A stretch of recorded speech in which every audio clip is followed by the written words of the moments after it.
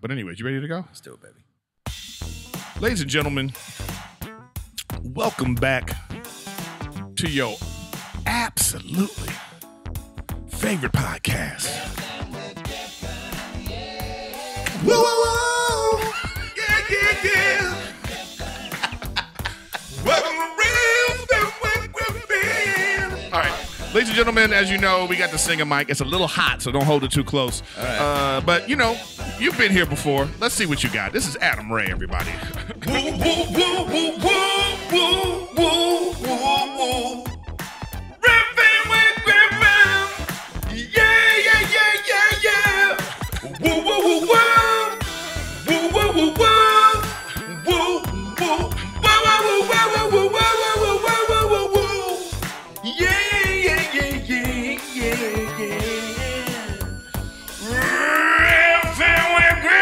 Baby, yeah. Come on, slap it down, put your shoes on, grab the wheel with both hands, baby.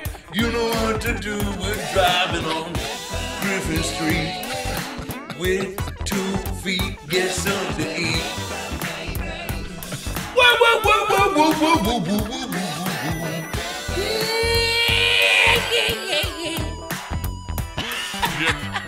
I thought you was going back.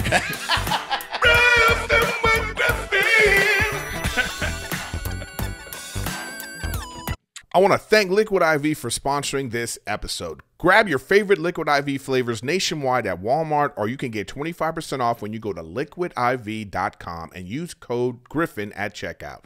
That's 25% off anything you order when you get your better hydration today using promo code Griffin at liquidiv.com. Okay, well, we did it. So good, dude. So good. Riffin with Griffin, and welcome to the program once again for the second time, I believe. Actually, third because I think third, but only 2 aired because you were like literally my first guest when I stopped doing it at All Things Comedy, and it was like a weird. I didn't have it all set up good yet, yeah. And then you came back and we did it right. That's right. Actually, I aired that episode too, so this is third. Fuck, you know what I mean?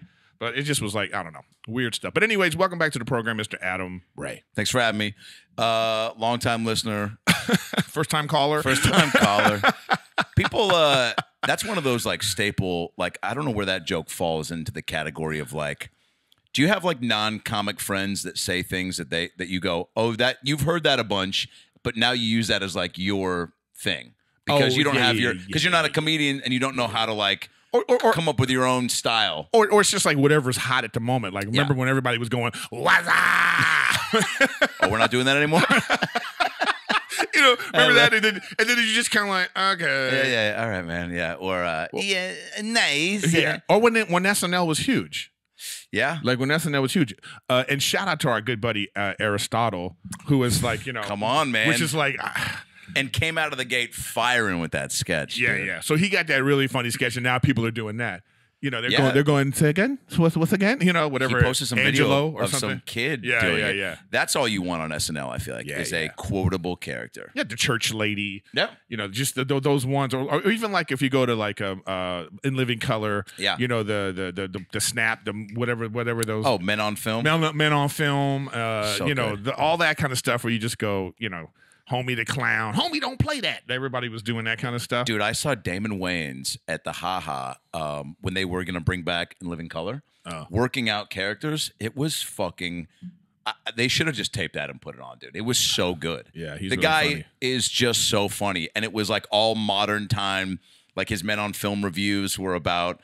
Like film, it was just like the characters just withstand. I don't know if stood the test of time. I don't know if Men on Film today would work. Why? I think just people are so sensitive. You know? Yeah, so like, I guess. You know, yeah, he did this one character he was workshopping where it was a pimp reading bedtime stories to kids. No, wouldn't work. Dude, it was so funny. He was like, dude, he was just like, and you gotta get the money from the. So I slapped that bitch anyway. Can I kid up? It's just, you know what I'm saying. It was. Yeah, there'd be a whole thing about kids. There'd be a whole thing about. What a bummer too. But I don't feel truly. I mean, somebody literally just asked me this yesterday. A non-comic friend where they were just like, it's got to be tough. I hate, by the way, when people start like they already want to dig a hole for you. Yeah. Like it's got to be tough. Even how do you even be funny anymore? Yeah. And you're like, okay. You're right, man. Yeah, you know what?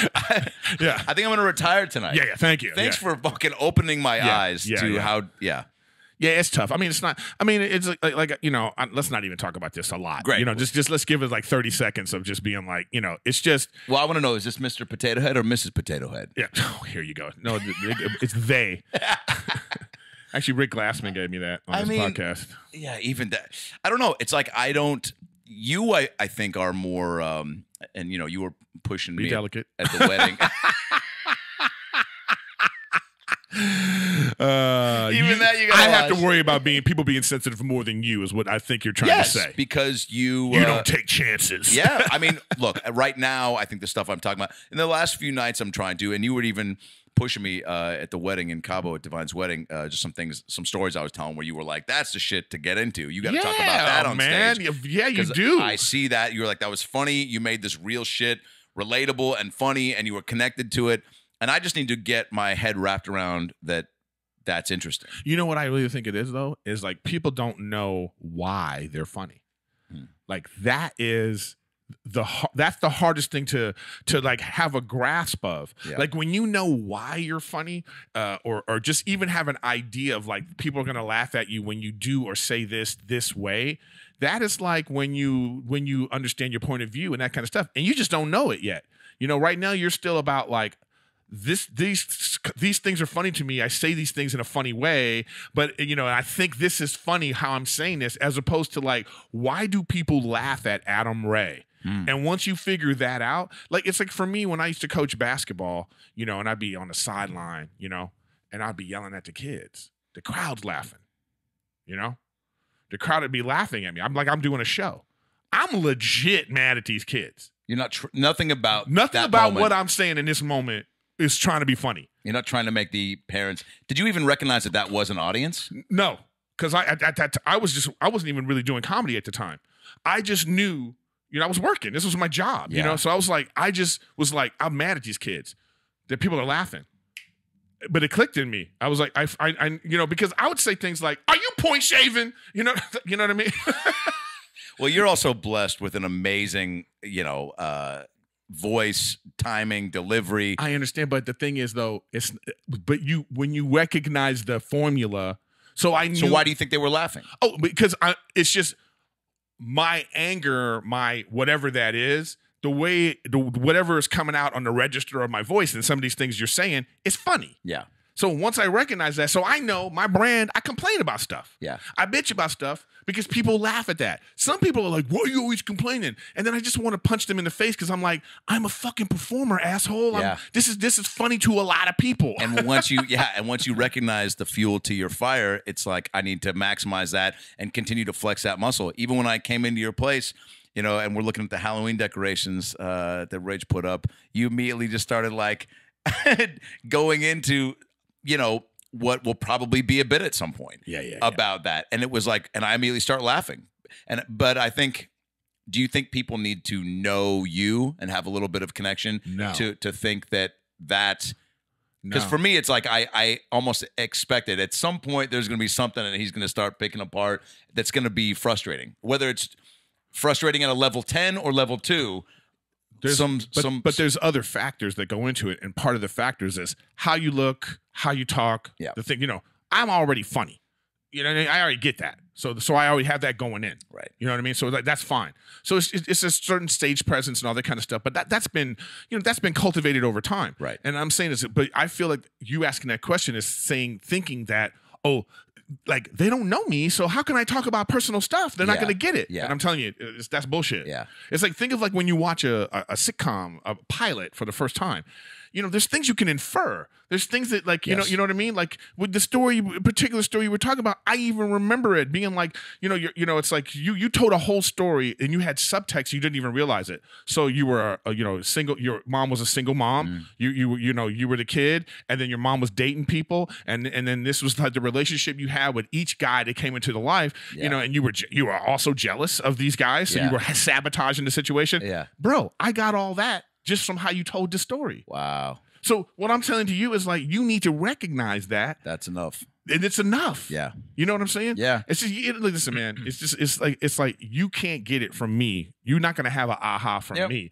It's just going to be like, you'll feel it. You'll be like, I'm going to talk about, I went to ExxonMobil and this happened.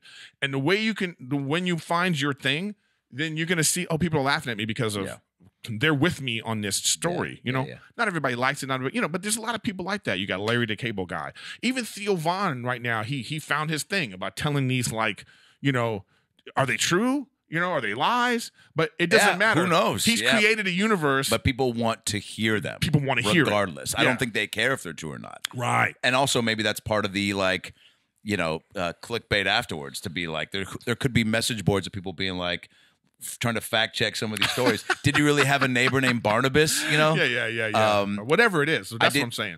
I did start talking last night. I think you'll appreciate this. I'm not going to do the bit, but the premise of this bit about seeing Mrs. Doubtfire 2 weeks. So my folks, when they split, 2 weeks later, my buddy's dad took my buddy, myself, and a couple pals to see Mrs. Doubtfire for his birthday. It was like, let's go see a movie, and then let's go like get pizza next door or whatever.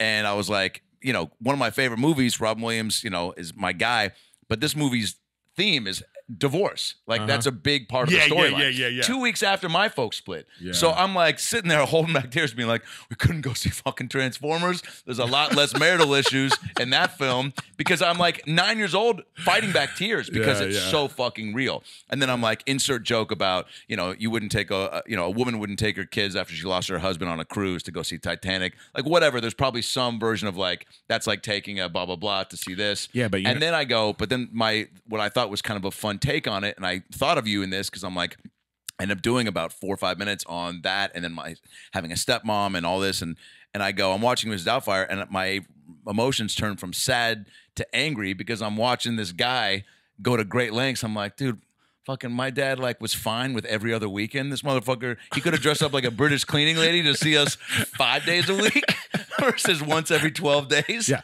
exactly. You know what I'm saying? Yeah. No, I know it's like, but what I'm saying is, it's like, so it's like, it's what it is a hybrid. So it's taking a funny premise that like you could say as a comic, and then like making it personal. Yes. Not everybody has to do that. Yeah. I mean, there's no right or wrong way. Yeah. But like, it's how you can like, you really feel what's happening. And just a lot of the jokes I talk about now, or like the bits I would say, or not even jokes, is like because of things that really happened to me. Yeah. Can you be too real, do you think? Oh, yes. But so you find heightened things, you exaggerate, you add things, you change things, And I guess it's like, really being comfortable with that too, because even you're a storyteller, man. Yeah. This is acting, man. Yeah, that's the thing that people like. They don't even realize. They don't. Stand-up comedy is like, it's just as much acting as acting. You know what I mean? We're putting on a performance. Yeah. And so you play it up or play it down. And so it's about finding that level, and it's really hard. It's hard to capture that, say, like on a special, because you have this thing in your head of, I'm filming this big thing, and then sometimes it loses that personality, it loses the personableness. So like I'm telling people, sometimes you watch a special and you go, fuck, like that wasn't very good, or I've seen that guy live and he's funnier. It's because of like the heightenedness of the moment, and it's lost that live comic thing. Like, so performing in a special is also a very different art form. Yeah. Were these real comments from your YouTube page? What do you mean? I saw him live. He's funnier. Oh, that was piece of shit. By the way, you want to talk about acting?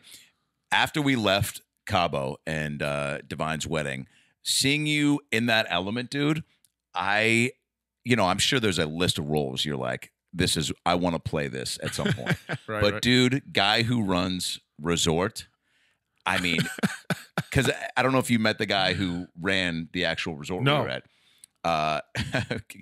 He hit me up on Instagram because we were talking on the very last night, and we were like, what other famous people have been here? He's like, I can't sign an NDA. I can't really say, but go to the website. And he's Filipino. And I couldn't I don't quite like, see, Ukrainian. I don't do accents, yeah. And so he was like, he was just real charismatic, but it was like an interesting role because this guy was doing so much, and the way that you were just like you have this commanding presence in most rooms anyway, but like whether it was near the mariachi or at the pool or down near the water, I was like, dude, I just saw you in a world where you are. I mean, dude, come on. Well, you know what? Since we've mentioned it like 8 times, so let's just talk about it. So Adam and I went to Adam Devines' wedding. Yeah. Adam are very close friends. You guys are closer friends than even me and Adam are close friends. Yeah, just different. Yeah, I mean. It is different, but it doesn't matter. I'm just saying, I didn't even realize how close you guys were. Oh, cool, yeah. And then that really cemented it for me because Adam here was the, what do you call it? The officiant of the wedding. You know what I mean? So. Yeah, it was cool. I honestly didn't even expect. Didn't appreciate the accent he was doing, but it was very. Imagine, yeah. But it was a very beautiful wedding in a fantastic setting. Yeah. It was in Cabo at this. I guess it doesn't matter. We could say now, right? Esperanza, the Esperanza Resort, right there on the water. Right on the water. Now I used to clown destination weddings. That's an old hacky comic bit now. About like destination weddings. You know what I mean? Like everybody does Chris Rock's voice. Why are you going to a destination wedding? Nobody, it's that a lot of comics talk shit about people going to destination weddings. Real? Yes, man. But I'm loud. After going to a destination wedding, I'm all about destination I'm all weddings. in on that, dude. I'm all in on destination weddings. The price is right, dude. And and that's the whole thing. You get the 50% off or whatever it is. Yeah, dude. I went extra days because of that, 2 of my new favorite shirts are from the gift shop at that resort. I was wearing one because it says Esperanza, and I walked in. You know what? Amanda did say you have a spending problem.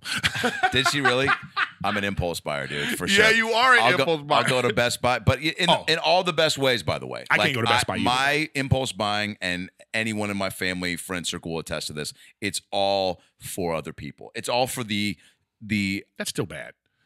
I guess, dude, but like, I can get hit by a bus tomorrow. And that's your excuse too to justify it. Yeah. So like you might buy 4 things and one of them's for you. It's a stupid purchase, but these other 3, it's like, well, my niece.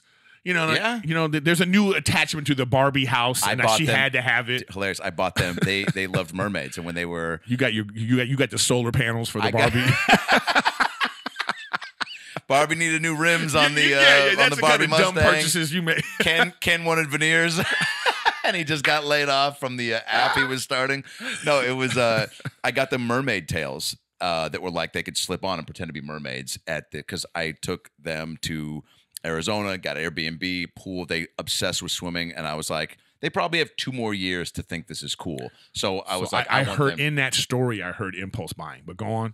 Yeah, dude, no excuse. But like, I'll go to Best Buy and see like I rented a pony. I got an Airbnb with a pool. Got a trainer to teach a pony how to swim, so they can ride the pony in the pool.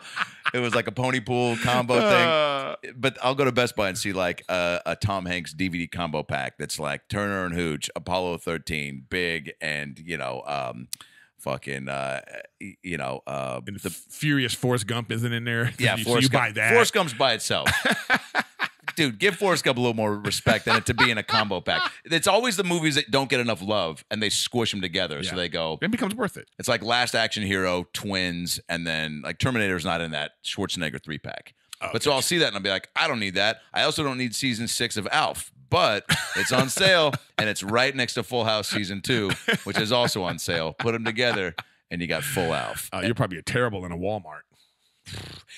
Not bad. If I'm Stony Baloney, yeah, I'll go off the rails. But again, it's all, dude. I mean, look, had I not probably helped out sister and her fam and pops in the last 4 or 5 years, yeah, dude. I mean, we'd probably be recording this podcast on my spaceship. Oh God! So you have boundary issues. Yeah, for sure. Yeah. And by the way, spaceship, I just meant like one of those like Airstreams that you've decorated to look like a spaceship. Oh, like spaceship money is crazy. Yeah. That is something that I want though. I want a not an Airstream, but I want like a guest house at some point. Yeah. The first time I saw that was I was in college out here, and a kid in my fraternity was like, "Hey, we're gonna take a couple buses up to my house for a party." It's like we're driving up through this neighborhood. I've never seen any neighborhood like it. He's like, "Oh, Shaq lives over there. Denzel lives over there." We go into the house. Oh, that's way better. Yeah. And it's one of these like classic, just huge LA mansions. There's like bowls of cigarettes on every table because every college kid smoked. Right. He had a room of guitars that was like 50 guitars all in their cases, 3 screening rooms. The guest house was bonkers. And it was the first pool guest house I had seen live in the flesh that wasn't like on Melrose Place or some, Kim Basinger movie. That's very specific. Kim Basinger is the first woman I saw that made me go, you know what I'm saying? What movie? My Stepmother's an Alien. Oh. With Dan Aykroyd. Wow. She was unbelievable in that movie. She comes out, I think it's like Aykroyd. The music, too, like did a number. It was like Aykroyd, his face was just like, you could tell how hard he was just by the face he was making. And Basinger walks out and like, I think barely wearing anything. I remember my mom came down too. It was the first time she came down and saw me watching something like that. Yeah. It's like, what are you doing? And I was like, I don't have a father. This is what happens. No, I can't remember what I said, but I said something where I was trying to cover up. If you made better choices, Mom, I wouldn't be. Yeah. This is how I have to learn about the human body. Yeah. Yeah, man. Who was that for you? Who was the first? Like, we're so off the rails. We're gonna get back to Devine's wedding. Oh, let's go back to it now. Yeah, let's put a pin in that. So the wedding was great. Officiating, there's a lot of pressures with that. I tried to make it funny and heartfelt. Well, let me speak for you right Please. now. It was. Okay. It was actually very nice.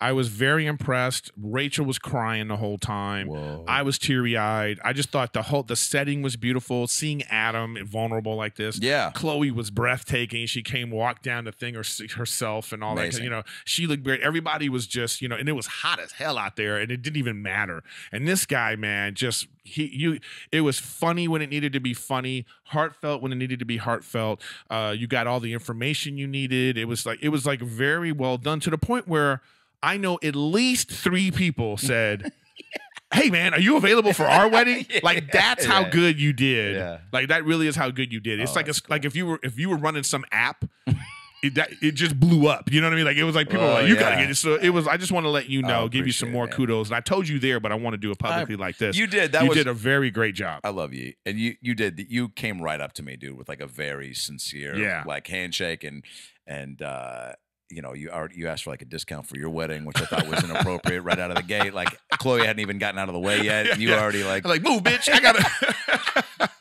Your shit is done. You know what I mean? I wanted to do like I thought it would be great if like we just have like 50 of our friends, Rachel and I, just off to the side waiting, and then as soon as the wedding ends, we just go, "Hey, can everybody just kind of stay seated? Everybody stay seated for a second. 2 more minutes. Oh, actually, front row. Can you guys move because our family needs to?" And then Adam, we slip you the thing, and we just since we're here. Adam, I don't know if you be my groomsman, but can you pop up here for the pictures, man?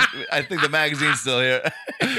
But it was like I said, the setting was great. It was just fun. Expensive, all the elements. That place was expensive. Like I don't know what your room service bill was, but my shit was. I mean, we got definitely some late night eats and some, I think, breakfast. Just everything. Eating there at all was. You go for it. Did you have the guy that you could text? Oh yeah. Oh, that was crazy. Oh, I literally was like, "Yo," I think it was Rodrigo, and Rodrigo, and I go, "I need my officiant stuff. Do you guys have a printer? Can I email you something right away?" Like, emails me back or text me back. I got you, and then it's on my door like 12 minutes later. Yeah, it's great. I mean, it was truly. I was doing it for everything. I need towels. Of course you were. I was like, we ran out of Kleenex. I was like, make reservations for me at the restaurant. I was like, that's what it's for. It's what it's for. Don't say to me, hit us up for anything. Yeah. And then be like, well, don't hit us up for this. Because then I'm not gonna hit you up for anything. Yeah, exactly. You know what I mean? But they were attentive. Probably the most attentive hotel I've ever stayed at. There was a Holiday Inn Express in Salem, Oregon once that that brought me some silverware when I needed some silverware. So that was pretty big. I don't think it was as good as that place, but not even close to. That was a joke. It was good. Trying to open but and kudos to Adam. Shout out to Adam for picking a cool spot. Yeah, it was just good. And making that hotel a ton of money. I thought it's a scam. Like destination weddings are a scam. When I thought about it, like especially for someone high profile like Adam, so it's like he's going to this place and he's going, we're gonna have 100 guests. The wedding should be free if you bring in 100 guests who are gonna spend minimum of $3,000 to $4,000 each group. They must have hooked them up in other areas, right? I hope so, maybe man. The way they built the little stage on the beach or their room, they hooked it up. I hope so. Yeah. Because the hotels making so much money off the people that come to the thing, man. I did have some jokes that I vetoed, and I wanted to run one of them by you. Okay, go ahead. So, you know, in trying to find that balance between like funny and heartfelt, you're also like, all right, I want to touch on some of the things that have happened. Adam's dad, Dennis, you know, has been battling lung cancer and is pretty much on top of it at this point. Just kind of staying on top of his chemo and radiation, but like miraculously has crushed pretty much all of it, you know, which is incredible. And so I asked Adam too, when we had kind of a pre-meeting with he and Chloe, just to get more personal info. I was already going to put my own kind of personal spin on some things, but I wanted to hear some things that they would say about each other. And it's like, I don't want to do it separately. I want to do it together because it's sweet. And that's a sweet thing for them to, because it was the way they were talking about each other to each other while they were there. That really was the best part. It was cool. And so, really was. And then they both checked in with me on their vows just to, which was just adorable on Adam's front too. He ran them by him just to make sure it was fine. And I'm just like, dude, perfect. Like no notes. And then I gave him one little actually thing that he could do, and he did do it. It was when he goes, which I thought was funny, because when we'd be on tour, I'd throw him little, you know, tags here and there and joke things, and sometimes he would forget. Every now and then he'd do one, but he goes, Chloe, he goes, the first time I remember we got on to ride bikes in Newport, and she said she was really good at riding a bike, and the next thing I see, she runs into a telephone pole, and I'm thinking like, all right, she knocked out her 2 front teeth, like let's go to, you know, get to the hospital, whatever. And she was like, no, damn it, like we're gonna finish this ride, like we're hanging out today. And then I told Adam, I was like, or you could say like, actually, she said, no, we're gonna go run, and he did it, like, which was real funny, like Adam. But other than that, I was like, you're fine. But they, I asked Adam, I go, I want to throw some love to your dad, Dennis, and everything he's been through, and kind of acknowledge that. And it's such a communal family type group, and I think he'll appreciate that. And I think it's stupid not to. I go, but also devil's advocate, maybe he doesn't want any more attention from it. Maybe he just wants to live. But I go, I don't know, man. My instinct is to do it. He goes, I think you should. And then he goes, maybe there's a way you can do a joke about it. And then he makes a joke about his sister having like IBS and how it like came back. And I go, well, maybe that's the joke. I go, look, it's been a tough year for everyone. Obviously, COVID, the hurricanes in New Orleans, with Chloe's family having to deal with that. The highs and lows have been a stranger to no one. And of course, the Devine family went through their own levels of strife this year. And I think we all know what I'm talking about. I don't even have to say it. Brittany's IBS came back. You know what? Only the people that are close to them. Because now I'm laughing at that joke because I didn't know. Yes. I didn't even know about Adam's dad. Until now? Until the wedding. Yeah, to the wedding. Whoa. Yeah, it's not like Adam was talking about that. Yeah. You know what I mean? Yeah. You know, because even I've seen his dad, and he was like, I was like, oh, they're both of them got in great shape, and they're doing stuff. But I didn't know that it was like, you know, don't worry about that. That's not going to be on. Yeah, all about going through some stuff. Yeah, going through so that's great. You know, and I felt like that was appropriate. But you know, my question though was, and I kind of feel like from seeing the wedding, because usually the wedding is all about the bride. Yeah. You know what I mean? As well as should be, right? As well as should be. And so, but I kind of felt like Chloe was fine with not necessarily being the sole center of attention about everything. Yeah. You know what I mean? Yeah. I got a sense because even in your thing, I was thinking to myself, ooh, this is a lot about Adam. You know, don't forget about, you know. I got back to her. I know, but. Yeah. Oh, yeah. But not that that's bad. You're his friend. Yes. You know what I'm saying? There should be. It'd be wrong if there wasn't a few more personal attachments. You know, that's what I thought she had to have co-signed on that. Yeah. Yeah. So I got a sense that she was very much like, let's just get this done with. And to their credit, like the other wedding I did was my my half brother's, and his wife was like very much like, can you send me word for word what you're gonna say? And I was like, yeah. She's like, I remember teasing you about that. And she's like, because I've seen your stand up. I go, do you really think I'm gonna do like just my stand-up? Well, that's a testament to what she thinks about your act.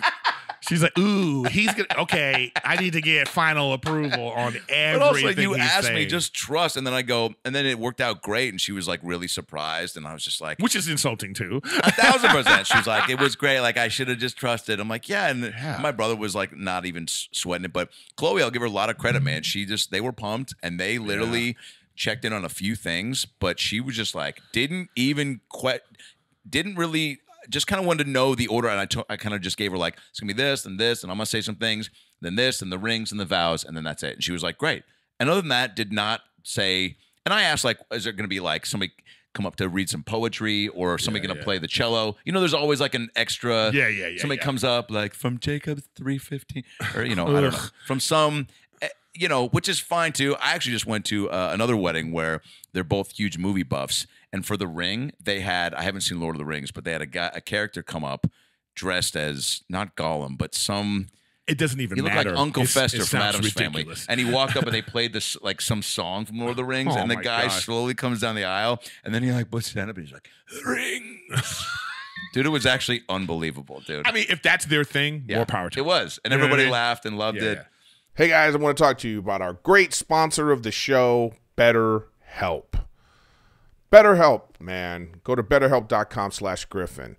The world's still weird, and we're still dealing with stuff. And on top of all the things we're dealing with, again, we had this big pandemic, and we're still dealing with it. Loss of income, we're not seeing people, loss of life. I mean, you're dealing with a lot of stuff. Therapy will help. BetterHelp assesses your needs, and they'll match you with a licensed professional therapist. You connect in a safe, private, online environment. It's really great. The service is available for clients worldwide. You're going to get help with a lot of things. These are licensed professionals. This is not self-help. They're going to help you with all the things that we're all dealing with, like depression and stress and anxiety, anger, family conflicts, trauma. Anything that you share with them is going to be confidential, it's convenient, it's professional. And like I always say, therapy, it's not necessarily going to help you solve your problems, but it's going to help you understand why you're feeling the way you feel with a professional that can recognize patterns. I want you to start living a happier life today. And as a listener, you'll get 10% off your first month by visiting our sponsor at betterhelp.com/Griffin.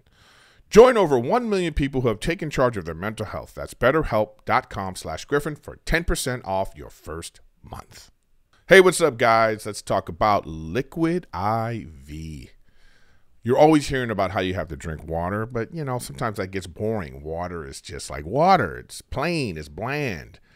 But water's great for you. Every time you go to the doctor, whatever's going on with you, they always say you got to drink more water. But look, what does Liquid IV do? Like, take it out. Take it in the first thing in the morning. Take it before a workout. Take it after workout. It's daily hydration. It helps you with maintenance if you have a hangover, if you're a drinker. The things I love about Liquid IV, it tastes great.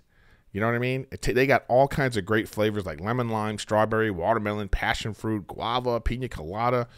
It's immune support. It contains 5 essential vitamins, more vitamin C than an orange, and as much potassium as a banana. It's like I say, when you're like leaving the house, you just grab one, throw it in your water bottle, boom. It's just give you a little change up, and it's great.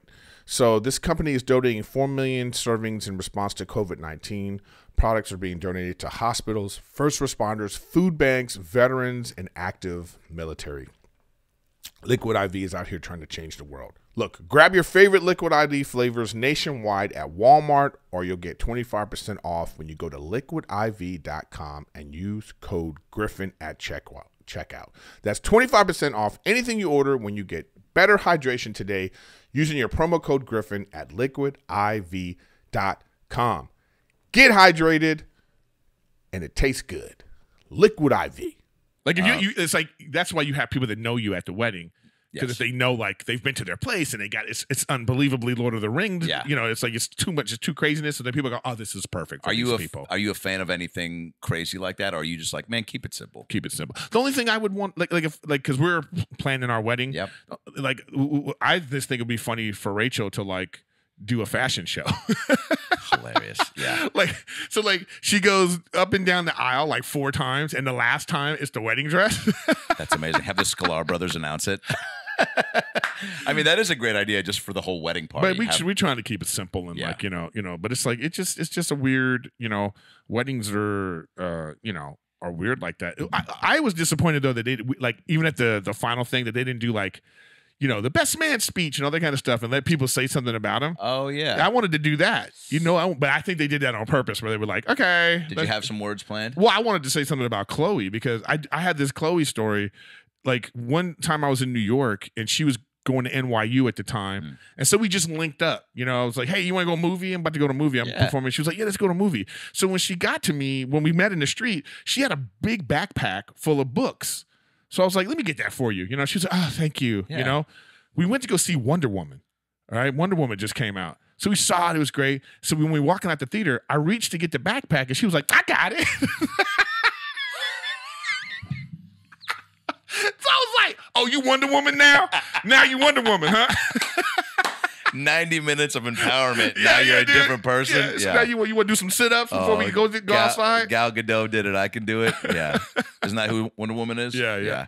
So it was like, and just talk about, but I guess like everybody would have been like, but it was, you know, one of the things that I really enjoyed about the wedding is like seeing the guys again and just like, yeah, man, that's remembering how great the experience was to be on Workaholics, because it was like we never skipped a beat. You know, it's like they're just so genuine and fun to be around, and I really enjoyed that. So we took this great picture, the four of us, and I just was like, I just go, oh yeah, this was good times. Dude, it was really fun to watch your energy with them, because I've been around you so much separately, and only maybe I think I went to the last episode of Workaholics, the last taping day. I think you were there. I almost believe you were there just for maybe shooting. But I've seen you with the guys, and also like at some, you know, parties and stuff, but it's a real special energy of like all you guys interacting and how much they adore you too, which is really cool. Yeah, I felt that too. I do appreciate that about them, especially Blake. Yeah. You know, Blake is such a like a beautiful soul. You know what I mean? He's just a good dude to be around. He's just like a fun drunk. You know what I mean? Dude, he got pissed when I included him in the officiant portion because I was like, you know, I go, we've all been through a lot this year. And I was like, I should say, just, you know, the comic and me trying to pull something fresh, like in the day of, almost like when you go to a new city and you're like, you know, let's say you're in like, you know, Des Moines, Iowa, and you're like, yeah, boy, I just, and they just had a storm. You're like, thank God I just got in here before you get that Des Moines just disappeared. And I was like, oh, he must pay attention to what's been happening where we live. And that makes us more connected now to what he's going to say.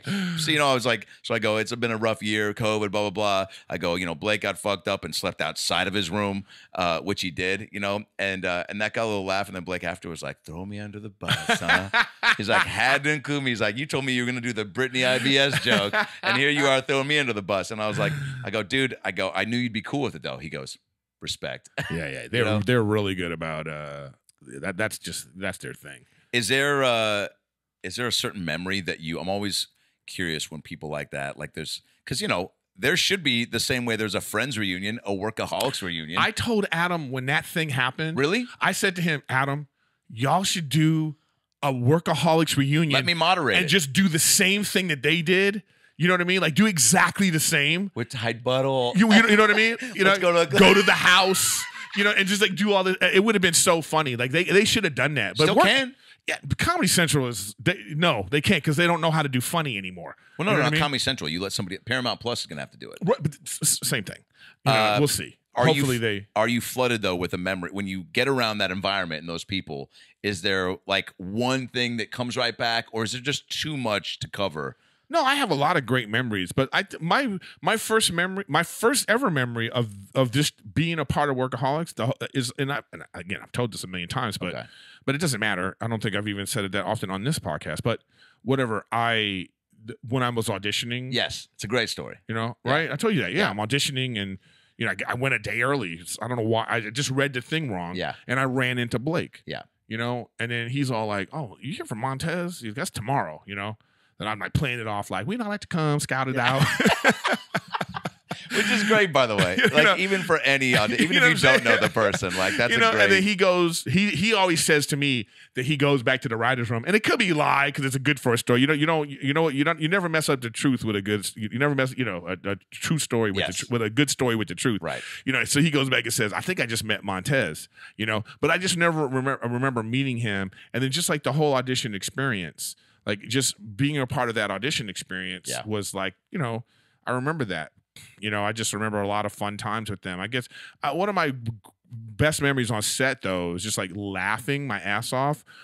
It was this seance episode where we're in a circle, you know, and we're doing this seance, and Adam is, you know, doing Nate Dogg because Nate Dogg had just died, you know, and he's like doing something about Nate Dogg, and Jillian is doing something with him, and literally the whole take I was laughing.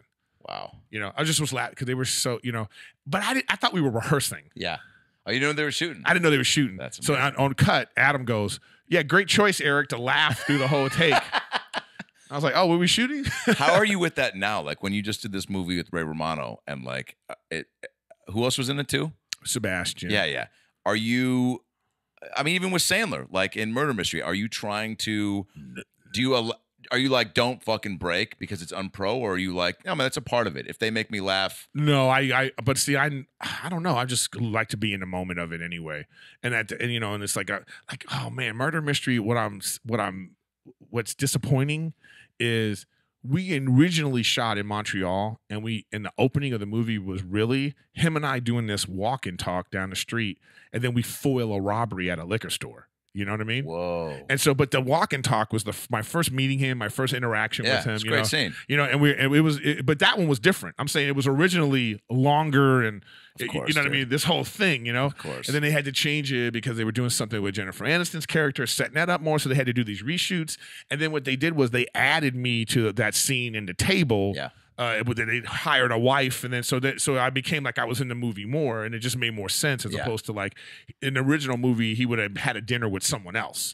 Can you imagine how many people have gotten like snipped out of things that could have been like game changers? I mean, I have a friend that was like in Forgetting Sarah Marshall, and she had 2 scenes, and they both got cut. And I think about you just saying that with Murder Mystery.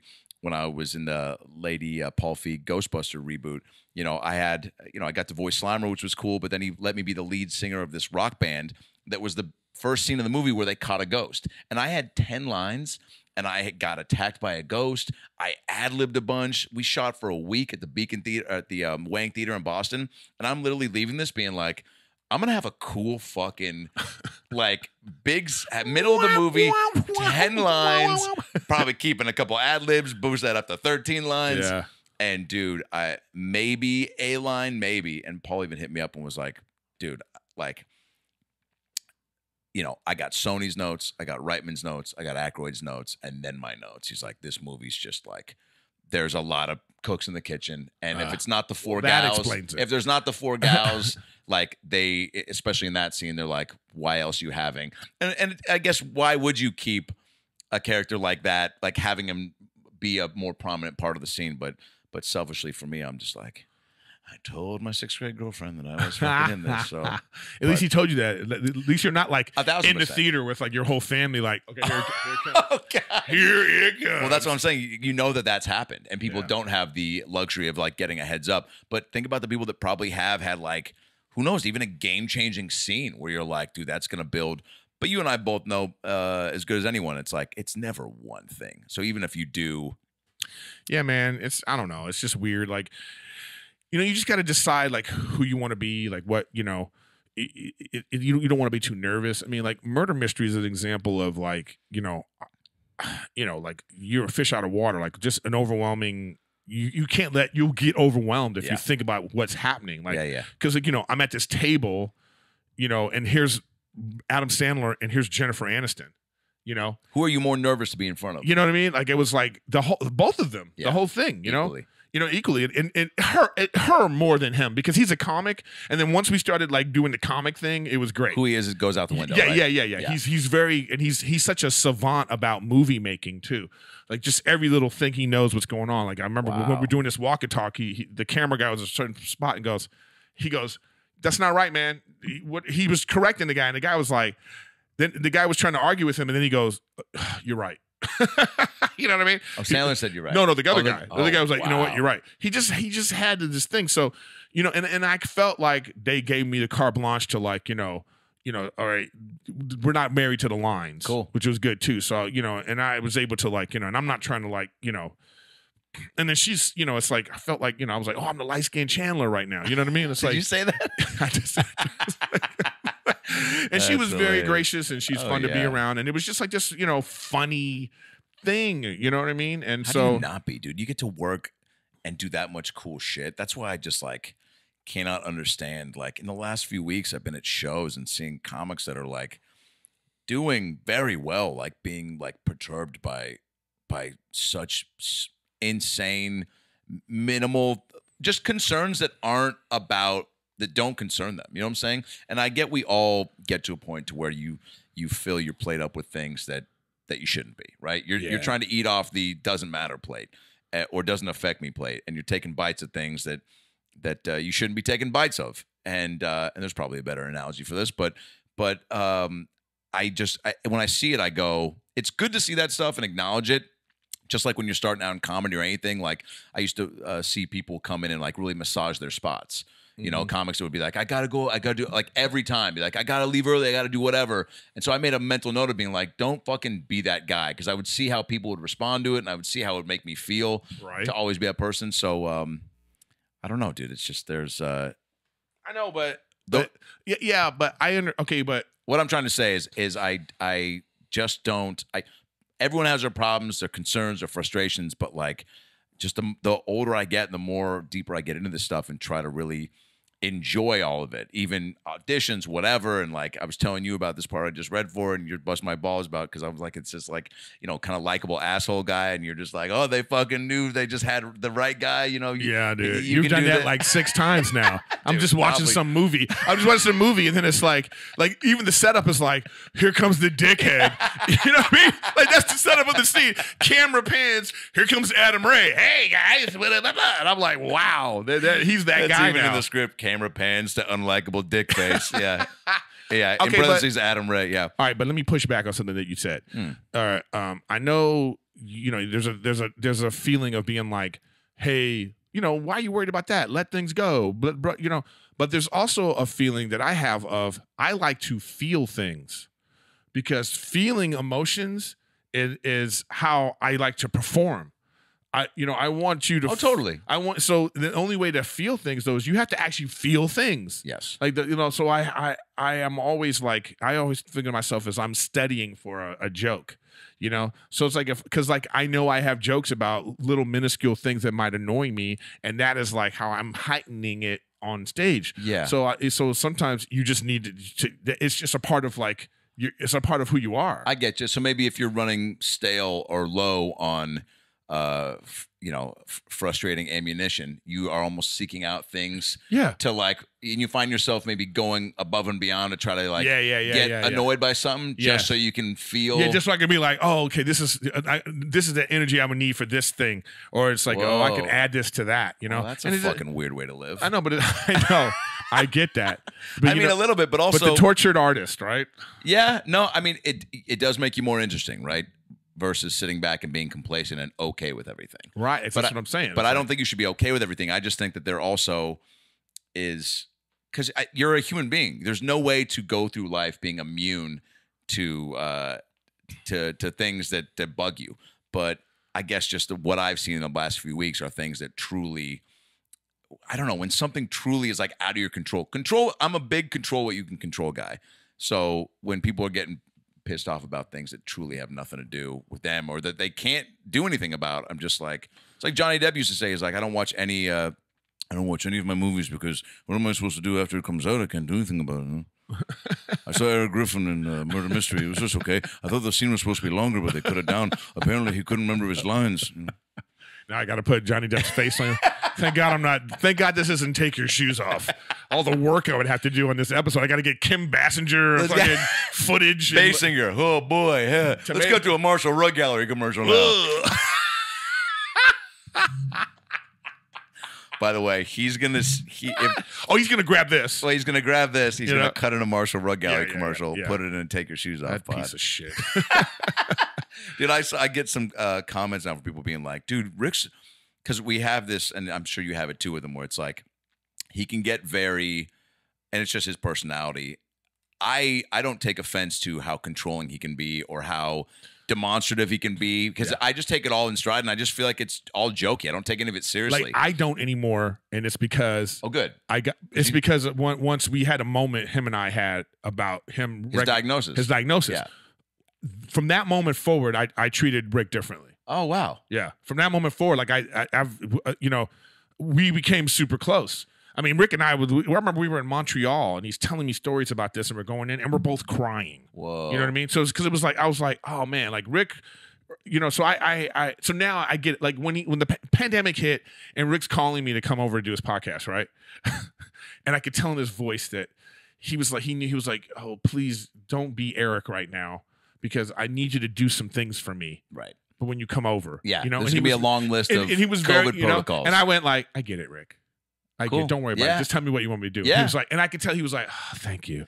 He's like, please wash your body before you know what I mean? It's like, see, I was accepting of him pre-diagnosis, but I get that. Yeah, I couldn't. He's a monster.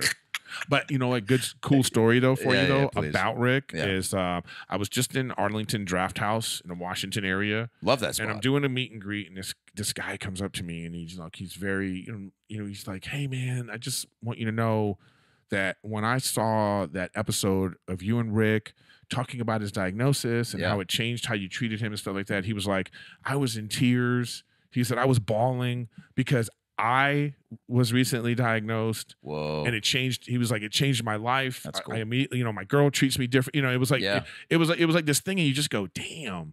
I called Rick right away too. I was like, Rick, he wouldn't even let me talk because he was going into his, whatever he was, you know what I mean? I'm just like, hey, calm down. Rick's fucking autistic. It's like, Rick, I'm trying to tell you something.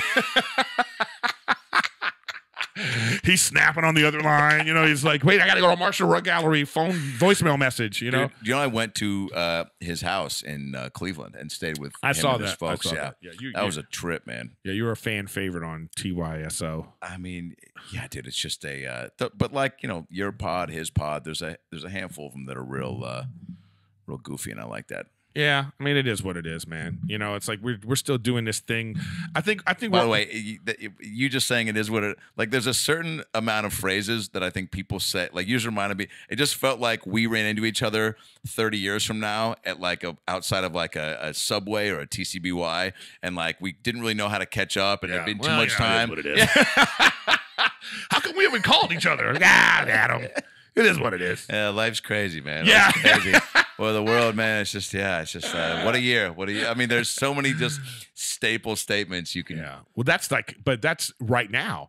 I mean, you think, I always feel like is the world back to normal? No, I feel like we're having an illegal party at our friend's house, and we're waiting for somebody's parent to come home. You know what I mean? Dude, what a great way to put it. So we're trying to have a good time, and we're just waiting. We're hurrying up. We're waiting for COVID to bust in and be like, why are you standing next to each other? You old enough to be drinking that? Yeah, why don't you got a mask on? It's like, oh, COVID's here. Wow. Guys, get out of here. Get out of COVID's room. So it's like, I feel like that's where we're at right now. So like, I'm doing a lot of shows. I'm going out of town. I'm like, trying to just milk it, huh? I'm trying to get it in while I can before some, the Spirit Airlines freaking variant comes out. And then what are we going to do? Can you imagine if like shit really takes a turn and Spirit somehow like thrusts its way to the top of the food chain, where they're just like, hey, we still don't serve water, but the Spirit Airlines, dude. What's their slogan? One time I flew, and because you know why you fly Spirit? Because it says $120 to go to England. You know what I mean? With 42 stops. And you're like, oh shit, this is great. Yeah, it's a deal. And then you're checking in. This is when they get you. Okay, well, do you want to sit in a chair? Did you bring your own chair? Yeah, because that's $250 to sit in a chair. Oh, you got bags? Okay, well, that's the bag fee, carry-on bag fee. You know what I mean? Like, where do you want to sit in the plane? Then it's like, this was $8,000 all of a sudden. Yeah, they don't really. How did you do this to me? They're a little ass backwards. What is their slogan though? Because like Southwest is want to get away. I think Delta is. I know what it is. Fly the friendly Spirit skies. Airlines is. Yeah, it is what it is. It's called a callback, folks. We'll be right back. Marshall Rug Gallery. Go. Oh man, we snapped at the same time. He's definitely gonna use that. Fuck, dude. We're giving him more ammo. Oh man, I should call him and be like, Rick, can we get the Marshall Rug Gallery? I need the Marshall Rug Gallery. That's a free ad plug, man. Yeah, there's only. I mean, dude, there's been only a few desperate times when I've had to go Spirit, and it's like, look, you're right. It's like, what's funny is I've done this before, but keep going. There's certain things also that you just go, I I want the plane to like fit a human body. I want the seats to Don't like even feel get me started, dude. like the reclining. Like I love that whoever designed the recline on a seat was like you're here, and then every seat goes to like there. It's like who's ever been like, oh, I want to relax. Perfect. Yeah, and it feels went like back a half and it an feels inch. like the person they used to decide seat space comfort was Brad Williams. You know, so he was like this. Look, I'm comfortable. By the way, shout out to Brad Williams for getting his own bags in the overhead compartment Yeah. every time he flies. Saw it once live. I'd only heard about it. It is a true feat. And people watch him. They try to help him. He's like, fucking get off me. And he fucking catapults his bag upstairs and gets it in safe and sound. All right, I'm going to see if I can get Rick Glassman on the phone. Great. Because I've done this before in the past. I don't know if it'll work. Oh, it actually did work. Hey, Rick. On the pod? Yeah, because I'm here with Ooh. What's up, dude? Scoot doo. Scoop Dude. Because we've done like 3 snaps to a Marshall Rug Galleries commercial. Yeah, you're welcome, dude. Dude, This I'm fucking in such a gallery good of mood. rugs has never been so heavily publicized. No, Eric doesn't get that many numbers. Yeah, I know. Look at him now. Jesus. Oh, he thinks he's Wow. like he's the Rogan of the Young Shitty One podcast. frozen One second, girls. one- I'll be right there, girls. one frozen character on his podcast. And You know he's what I got a big mean? Head, yeah. You know what I mean? Can I tell you guys though? I'm in such a good mood. I just woke up from my Helix mattress, which you can get on Oh Helix. God, this sounds like a 1985 Jesus. stand-up bit. Oh, No. He's is doing this like he's trying to plug his is thing. Tim but I'm- Allen going but on I'm just next? gonna throw Griffin on top of whatever he says anyway. yeah, so it's okay. like we all have Helix. Yeah. Helix mattress, Helix sleep. Do you get 2 free pillows with it, Rick? And up to $200 off all mattress orders. Hey Eric, real quick, have you been able to get a word in yet with Adam? Oh my God! Wait. So you know Adam, All right. huh? You know what's I'm nice? here. You know what's nice? You know what's nice about doing Riffin with Griffin? You can hold your drink wherever you want. You don't have to worry about some fucking tray. My shoes are Yeah, on. yeah. The fucking best. Yeah. My shoes Okay, are on. Watch your mouth, okay? I don't have to Rick should climb- open like an autistic cleaning service. You know, it's like What do you call it? some weird girls come over with Asperger's and they're just all like, I need to clean this. I need to clean this. You're like, okay, I need you to leave, lady. I'm not done yet. I recently moved into this place a year ago, and I had a first time I had somebody come help me clean, and they were recommended from a friend. But the process of them coming in because they need to clean with their shoes on. Oh, they and must have killed themselves. Me cleaning the bottom of their shoes and Oh. apologizing. Oh God! Can you imagine the nightmare to go to Rick Glassman's place? Imagine if please, Rick. I'm fun. Imagine it. Imagine if. By the way, but I'm fun is the substitute teacher who got fired on the first day he was subbing and was getting dragged out of the school. Give me a break. I'm fun. Yeah, I'm not a teacher. I'm a comic. Rick, yeah, with that attitude, Rick, I think you would be great as a boss for those like stripper cleaning ladies. You know, there's like vans that drive around. Are you kidding me? Oh, He would have to disinfect them. that's Can a you reality imagine? show I would watch. Yeah. Hey, do you guys ever try Kiva chocolates? Oh, are they fantastic? Oh. Every time I get high, I decide to do that with my Uh, favorite Do you- brand, Kiva. by the way, there's gonna come a point where Rick he does the in-game ads so frequently that he's not gonna remember. He's not gonna know how to like conversate organically. Yeah. He's gonna speak in ads. Yeah. Well, if I need help, I could always go to betterhelp.com/Kaizo. 10% off my first month. That's what I'm Okay, saying. Rick. That's what I'm And we're saying. done with And Rick we tried. Glassman. We Thanks, tried. buddy. Call his dad You just instead. lost the rest of your audience. Call his mom. Hang up. Call Rick's Peace. mom. She's funnier. Call Right, Debbie bye. Glassman. Call his mom. She brings more to the table, socially and comedically. And she's got a basement full of perfumes. That was one thing about at Rick's house. His mom used to, I think, work She's in. like a hoarder or something, right? I mean, yes, but also the basement like got real high. Went down there. It was like I felt like I was in some like Disney movie, like Goonies meets like Winnie the Pooh. Yeah. And she had perfumes and ointments everywhere, and she gave me a whole basket of. I remember I got on the airplane so high for 3 days, and I get on the airplane and I have a bag of like Polo Sport, but then she snuck in like some Kit Kats. It was just like a Glassman goodie bag, you know what I'm saying? Oh, but he's the best. I love him. Rick's the greatest, man. But an Asperger's cleaning service is a great idea. Let's not skip over It's gonna that. get done. What do you call I'm it. like saying there's some places you want to deal with people like, it's like there's some places where it's more ideal, of course, to have someone who's autistic. Yes. And as opposed to like other places would be like, ooh, this isn't the most ideal situation. I'll deal with it, but it is what it is. But like, I think a cleaning and like an accountant, they got to be autistic. Have to be. You know what I mean? Have to just be. to get it done. Now, were you, Rick, when I first met Rick, he was into like Magic the Gathering. You're not into that stuff, are you? No.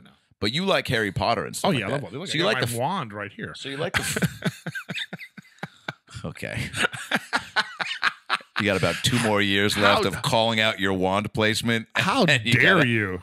Oh, Rick just texted me like, please, please what? plug my Rick Takes London YouTube show. Like, get out of here, Fuck bro. off, dude. Bro. Everyone's been to London. No one needs to see it through your know. Fucking. But before I even plug that, let's go eyes. to Marshall's Rug Gallery.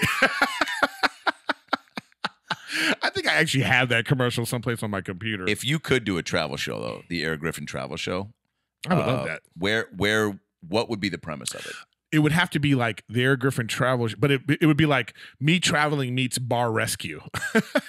Love that. Because I'll be honest, dude, and you, Rick, and I doing a travel show would actually be a phenomenal threesome of different energies and personalities and the way we all blend together. Rick in general, I think, because it's like you have always having something to be frustrated about, both of us getting frustrated with Rick. Yeah. Rick having that no filter, no fear, going up to do anything. If we say, hey, go do that or go say that, like we can put him off on things to go do. Like we never know when things are serious or if he's doing a bit at the time. Yes. You know what I mean? We're setting up a bit. I mean, it's like he can't even just do a bit. No. He has to it's like we're gonna do a bit and this is how we're gonna do it. Yeah. You know? I know. It's mechanical. It's very Wait, okay, so you would go where though? And what would be would it be like so bar rescue meets? Yeah, so it'd be like I just go to a hotel and I'm just like, what is this? Just pee already in the toilet. And I'm not even trying to help them. It's just you're just calling it out what it is. Yeah. I don't know. I mean, can't even travel right now. I mean, it's like how do you even do that? I mean, there's so many great ideas that you have to think like, how can we do this within the framework of like, are we going to be wearing masks? Do we go someplace with vaccine mandates and like, how do you know what I mean? Yeah, it's like the whole thing. Man, that is crazy. I've definitely got some family members that are like on my girl's side that are like, I just take my echinacea and I don't need the vaccine. And you're just like, I don't think you can come to the wedding then. You know? Yeah. Or maybe just have to wear a mask and get tested. I don't know. We'll see. Well, I think that's the thing. I don't know why, like when people have this whole thing about like, well, you're not vaccinated, so you can't go anyplace. Like, it's like, well, it's not. You're telling people to get vaccinated for them. Yeah. So they can be okay. Yes. This got nothing to do with you. Yeah. No, because you could just do the testing. Yep. So like, okay, we're gonna test. Yeah. And then you find out they don't have it, then you're good. Yeah. It's like this. I don't know. The message is getting really weird. But how about those people that are pushing the? It's just like Nazi Germany, like the mask minute and showing your vaccination card. All that's missing. I heard this one lady say it on the news. All that's missing is the gas chambers and the gas in the chambers. And I'm just like, as a Jewish person, that must be so like really. Of course, you're just like, oh yeah, I remember how furious the Jews were that they couldn't go to the gyms unless they showed their fucking vax. Like, to compare those two is so insane, dude. I know, but I don't like the people that like when this message is out there about like be like if you're healthy. You don't. I'm okay with people that actually are healthy talking about they don't need to take the vaccine. Yeah. But it's not those people that are using those people. Like if you're some fat fuck, you're out of shape, you're not taking care of yourself, you're not eating right, and all this stuff. I don't want to hear you talking about being anti-vax. No. You know what I mean? Like you're not the authority on. You know what I'm saying? Oh, it's like when I used to have. I got vaccinated right away. I got my shit. I got underground vaccination. I used to have when I was single. I used to have a buddy that was recently divorced try to give me like dating advice, and I was like, "Bro, you are the last guy I should be going to." You know what I'm saying? But not always. Not. See, I don't. Well, think... he had a messy divorce. He also was like a bad wingman. He was the type of guy that was like, he'd be up in the stands at a football game and would burst onto the field into the huddle and be like, "Yo, Tom Brady, I got an idea for a play." And it's like, bro, you've been out of the game for too long, man. This isn't your world anymore. Yeah. I don't know. You have to audition certain people for certain parts of your life. You know what I'm saying? I get it. If you see somebody that posts like animal attack videos on Facebook all the time, probably not going to be your guy for current event perspectives, right? Yeah. Yeah. If they're sharing, Yeah, they're sharing shit by email. Yeah, I don't know. It's just that's why Facebook is dangerous, where you can just share too much, and then you're just like, oh, dude, now you just talked yourself out of like an invite to a barbecue. Man, I was, speaking of, this is another subject here, because this just happened, and I was going to talk about it because I wasn't sure if I was going to have a guest. Please. Or not, but okay, so I have a tax person, and I hadn't paid the bill with them yet, but this is it's ongoing thing. I'm always working with them. They know I'm gonna give them the money. Yeah, you know what I mean. So like they switched companies, like they got bought out by another company. So now, but I'm still working with them. They send me a bill, I pay the bill finally. I pay it. But then I get like some email from like this collector, and so that I owed $29,000 to the company. Wow. Okay, and I was like, "What are you talking about? How is it that I'm going to pay more to get my taxes done than the taxes that I'm actually going to have to pay?" That makes no sense. It makes no sense. So I'm going in, and the guy, and he hits up my manager and agent and all this stuff too, right? So I'm like, this is like, I don't even think that's legal to do that. You know what I mean? Like so anyway, they're going through all this thing. So I'm getting this email. So then I send it to my other financial guy, and he's looking at the email, and he looks at the invoices, and he realizes that they added up all the invoices instead of realizing that this is a balance that's pushing forward. So it's like, let's say you owe 1,000 in March, you owe 1,000 in April, okay? So on the April bill, it's going to say you owe 2,000 because they put March and April. This guy would be like, oh, you owe 3,000 because he took the 2,000 from the April one and the 1,000 from March. Okay, Whoa. So now the guy's like, you owe $29,000. So I'm like, so then I finally get a hold of. I finally get a hold of somebody there, and he's like, oh, I don't know if we would never do that. It sounds like a scam or whatever, right? And I'm like, oh. So then I email the guy, and I go, hey, man, read the invoices, Then he's like, oh, I have such a funny back and forth with this unprofessional fuck. I bet. Too. Okay. So he's like, oh yeah, I see what you're saying. That's like a honest mistake. Takes no ownership. Yeah. He's like, well, they told us you owe 29,000. I go, no, they didn't. You know what I mean? I'm like, no, they didn't, bro. Because I just spoke to him. Oh, well, let me get back to you on what's going on. I'm going to look into this. So then I finally talk to I get an email from the main guy who doesn't even like acknowledge like this is messed up. He just sends me with all caps like, you don't owe anything. You know what I mean? On this chain mail, So then I write the guy back. I'm like, hey, buddy, how's the investigation going? You find Brian Laundrie yet? Yeah. He's like, how's the investigation? He's like, but then he writes me back all casual. He's like, oh, it looks like the girls in the office put in the wrong amount and it happens. Good it looks like God. it. And I'm like, oh, did they? Yeah. Oh, did the girls in the office?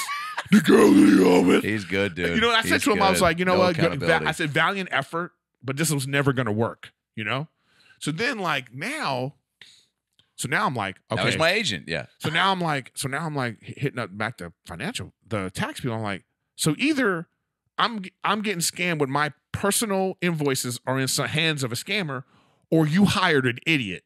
Which one is it? Which one is it? Which one is it? Because so they have to decide which one makes them look. Oh man, like what's worse? Or come correct and just be upfront about it. You know what I mean? So then they come back and like, oh, it looks like our previous company did hire them, and I'm like, oh, so let me check. Then you're telling me you hired some unprofessional piece of shit company. Yeah. So you want to this is the email chain. So I showed them the messages and how the guy wrote the messages to me. I'm like, so you hired someone that would do this. Like, what if I would have paid them $29,000, which I never would have? Holy shit. And I'm saying, and I actually called it. I'm talking to him on the phone. I said, dude, you are never gonna get this money from me. You understand that, right? Like, I'm never gonna. He was like, well, I mean, there's a lawyer and blah blah blah. I was like, okay, yeah, okay, lawyer, yeah, okay, go ahead. Like this don't I got all the proof. Turns out it's all nonsense, dude. I'm so glad that you caught that. So many scams. The amount of people that get scammed. I mean, every 2 months, I feel like there was a 2020 ABC News investigation where it's like showing old people just at home getting routed for their cash. But where there's just like it's either about like go ahead. Well, yeah, just people getting scammed. I mean. Shit. I don't know how many unidentified numbers I get called a week. Oh, that's what I'm about to say. It's either about the warranty of your car. Yeah. was like, okay, well, what Did car you make is this it? purchase? Press 2 if you didn't, which will just like drain your bank account and like fuck your mom. Or it's like emails about like your Facebook got hacked, or your Instagram is like we're turning off your Instagram. I fought for those, yeah. You know, those are because you feel like click on this to get to reconnect to the Wi-Fi. I mean, it's basic shit too. Yeah, it's like remember when it used to be like a really thought out email from a Nigerian lawyer? Yeah. Like what happened to that? I still get some of those. I still get like what happened to that? Well, you had to like really go. Oh, okay. So I might have $1 million in a bank account, and I have to. Now they just going like, yeah, man, your warranty. They fucking lazy. I know, it used to be Prince Indabuisi of 44 of Nigeria. Yeah, needs to get back to his family. If you can donate $6,000 in yen, and you're like, all right, well, I don't have 6,000 in yen, but like, let me see what that translation is. Maybe I can get you something by tomorrow. I want to help the prince, but yeah, now it's just like, hey, it's Mike from Toyota. Yeah, they don't even say a company. No, they did just your, or you need solar panels on your apartment. Yeah. You know what I mean? Man, I don't know, man. Or it's like there's so many it's either scams or pornography. So like I can't even deal with Snapchat anymore. Snapchat is like, oh, you're still on Snapchat? Yeah, Snapchat is like you get like friend request from Lisa something. Oh, it's a bot. And you go on it and they say, hey, Eric, blah, blah, blah. And so now I know. So I'm like, okay, so just hit me with the website. What do you? Yeah. Because then it just comes up. I'm selling nudes and blah, blah, blah. And I'm just like, what? Like, why are you, like, does this work? Yeah. My thing is like, does this work? Like, are there guys out there who think, oh, this girl wants to meet up with me. All I got to do is 1,000%. Go to her web and sign up her on 1,000%. How is that working? Or just even like hi, like you get those bots that are just hi, and then you don't respond, and it's like, and then nothing, and then sometimes I've had like, why are you ignoring me? And I'm just like, wow, this bot's really going hard in the paint. Oh, I don't think it's a bot. Sometimes I think it's a dude on a computer sending out messages, and they're just like responding on a screen where you're just, they're just like, because like Kick, I used to be on Kick. I got rid of that one because what the fuck is that? It was a messaging app for a little while, and Kick would be like, hey, what's your name? And it was clearly a computer algorithm. So you could be like, hey, or where are you? And then it'd be like, I think I met you last night at a restaurant. You'd be like, and then so like I would get those, and then I started like responding with nonsense. And then because they would respond with the same, they'd still be on the script. Of course. Oh, that's great. But you know what? I don't want to be on this anymore. You should come to my private website, blah, blah, blah. And I was like, no, bitch. That's how they get you, yeah. Oh, thanks. I would need you to, and you're just like, I don't know. Like, I would really like to know, is there anyone out there who has fallen for the hooker chick on Snapchat? Have you sent them money? Like, did it work out? Yeah. Like, did it work out? Did you meet up? Yeah. Did you have any sort of like verbal confirmation that she received Was there the proof funds? of life? Did she send you a picture of like the hat you sent her? I mean, I just don't understand. Like what gets me is like some of these scams and emails and calls. It's like the Social Security one. That sort of scared everybody at first for a little bit. Of course. And then you start to go like, if you have a tax person, they tell you like, dude, you can't get anybody on the phone from the government. Yeah. They're not going to call you. You know what I mean? And then you start to go, oh, yeah. It's a sad realization. Did you ever prank call the like sex hotlines as a kid? Did you prank call at all? No, I didn't. I was too nervous because at that time when I was a kid, the phone was at home and there was one line in this one area, and then the other line was next to my mom. Oh shit. So I didn't want to be all like, so one time I got caught. I was making a choice between calling a 976 number to hear some, fake busty lady, or Santa Claus. Okay. What? Yeah, one of them was like, call Santa and you could talk to Santa, And thank God I called Santa. Because my mom picked up. And my mom was like, and I hung up like, oh my God, and my mom was like, Eric, you want to talk to Santa? So she was into it, like being like, oh, he's just cute. He called Santa. Because it would have been like, what are you wearing? Like, it would have been like, you want to touch my third tit? You're like, what? Yeah, my mom would have been like, what are you doing? I was like, that was supposed to be Santa. I pressed the wrong. That was Mrs. Claus. It was 976-5554, and I dialed a 3, Mom. You know what I mean? Like, even back then, I would have had the, But anyways, man. We do it? I think that we did it. What a blast. I usually do this in post, but now I'm just like, let's do it. I could just do it like this, The outro music. Yeah. So, anyways, everybody, this has been the great Adam Ray. You can find him on Instagram. I'll have all this information below. Yeah. Instagram, Adam Ray Comedy. Tour dates, AdamRayComedy.com.